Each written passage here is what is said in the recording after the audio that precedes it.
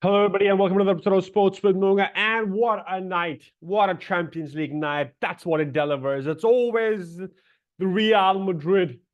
It's always Real Madrid who kind of persist through this somehow, somewhere. They kind of make it through. But the Yellow Army has made it through as well, beating the Giants. The two Giants broken, beaten in Europe. Paris Saint-Germain and Bayern Munich have lost their respective second leg semifinals to not be knocked out of the Champions League. And it is the man, the myth, the legend, all the teams, the Yellow Submarine, the Yellow Wall, and Real Madrid in the finals. June 1st at the Wembley Stadium. Bayern knocked out by Real Madrid. What a game. And before we get into it, guys, thanks for watching the video. I hope you enjoy the content and will subscribe to the channel. Like the video, share it with your friends who've been watching the Champions League and also the ones that have been discussing all the Champions League highlights, guys. Drop into it. We're going to enjoy the run. There's a Premier League action also happening. There's Formula One action also happening. There's Champions League, Europa League. If you want to be on the journey, hit the subscribe button, hit the like button, and hit the bell icon to be able for more videos. Let's get into it together. Real Madrid 2, Bayern 1. What crazy night at Santiago Bernabeu. It is one of those things which is inevitable to happen because I've realized watching Champions League for over the years, Real Madrid are next to impossible to be beaten.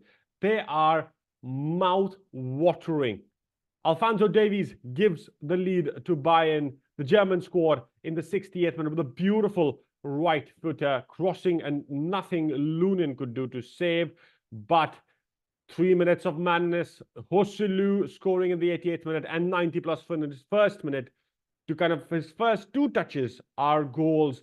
And that was it. It was 2-1, but crazy drama around the VAR and the refereeing decisions. That's what the back papers are going to talk about because it was marred and scarred by the controversy that we saw in the game. VAR completely first disallowing the goal again for Real Madrid, but then in the later stages raising the offside flag while the game is in play and De Ligt scores. So it was like absolute maddening scenes at the end of the extra time where it could have been 2-2 and then the game would have gone into extra time and then possibly penalties.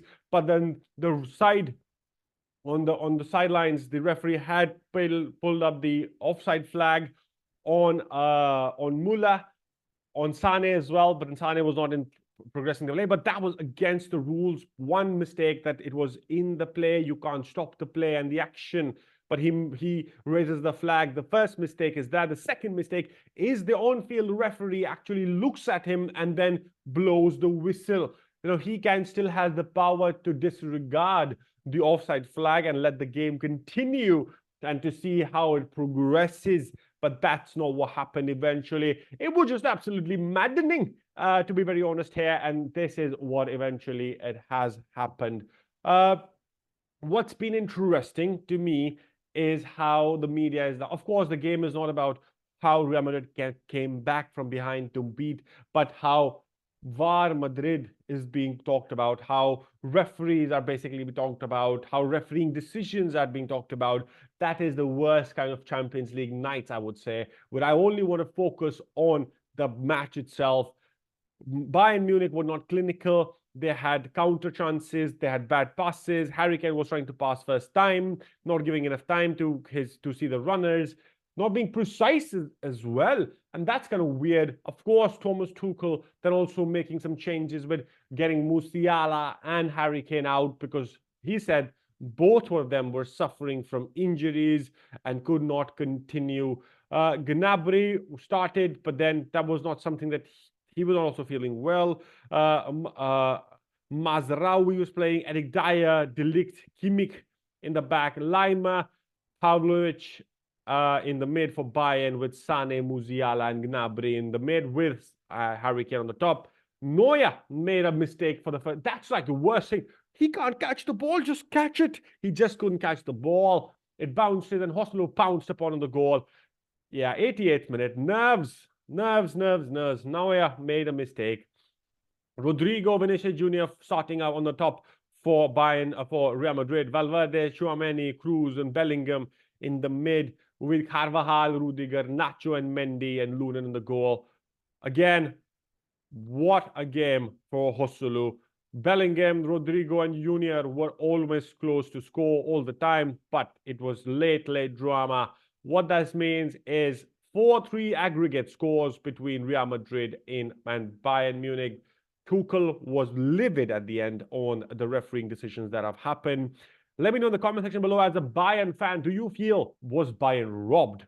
And do you feel, as a Real Madrid fan, justice prevails? It is Real Madrid all the time, going for their 15th. They already had the shirts ready for 15 Champions League wins. That will just be absolutely crazy.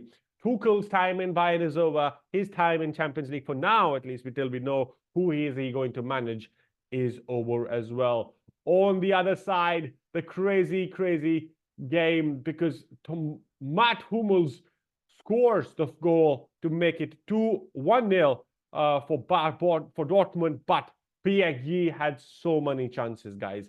Like, I was watching the game and I'm thinking, how is the ball not going in the net? They had 30 shots, 5 on target, as compared to Dortmund's 7 shots and 3 on target, and 1 actually a goal.